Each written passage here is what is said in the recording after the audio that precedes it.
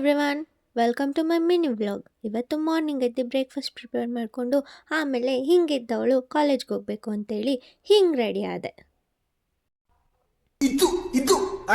ಆಮೇಲೆ ಬ್ರೇಕ್ಫಾಸ್ಟ್ ತಿಂದು ಬಸ್ ಸ್ಟಾಪಿಗೆ ಹೋದೆ. ಬಸ್ ಸ್ಟಾಪಿಗೆ ಬಂದೆ. ಬಸ್ ಸ್ಟಾಪಲ್ಲಿ ಯಾರು ಇಲ್ದಿರ ನಾನು ಒಬ್ಳೆ ದೆವ್ವ ಥರ ಕೂತಿದ್ದೆ. ಆಮೇಲೆ ಕಾಲೇಜ್ ಹತ್ರ ಬಂದರೆ ಕಾಲೇಜಲ್ಲಿ ಸ್ವಲ್ಪ ವೀಡಿಯೋ ಮಾಡ್ಕೊಂಡು ಆಮೇಲೆ ಕ್ಲಾಸ್ ಕೇಳೋಣ ಅಂತ ಹೋದ್ವಿ.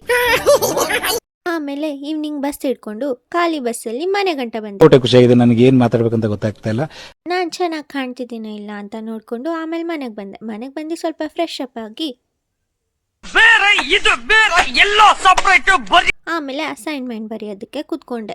ಈ ಅಸೈನ್ಮೆಂಟ್ಸ್ ಕೊಟ್ಟಾಗೆಲ್ಲ ಎಷ್ಟು ಕೋಪ ಬರುತ್ತೆ ಅಂದರೆ ಯಪ್ಪ, ಯಾರಾದರೂ ಬರೀತಾರೋ ಅನಿಸುತ್ತೆ. ಆದರೂ ಈ ಟೀಚರ್ಸ್ಗೆ ಕರುಣೆನೇ ಇರಲ್ಲ. ಅವ್ರ ಅಸೈನ್ಮೆಂಟ್ ಕೊಟ್ಟಾಗ ನಮ್ಮ ಫೀಲಿಂಗ್ ಹೆಂಗಿರುತ್ತೆ ಅಂದರೆ 500 ರೂಪಾಯಿ ತರಕಾರಿ ಅಂಗಡಿ, 5,000 ದಿನಸಿ ಅಂಗಡಿ, 50,000 provisional store, 5 lakh departmental store ಇರ್ತೀನಿ ನಾನು. 5-10 ಚಿಲ್ಡ್ರೆಗೆ ನಿಂತರ ಯಾರ ಮುಂದೆ ಕೈ ಚಾಚೋದಿಲ್ಲ.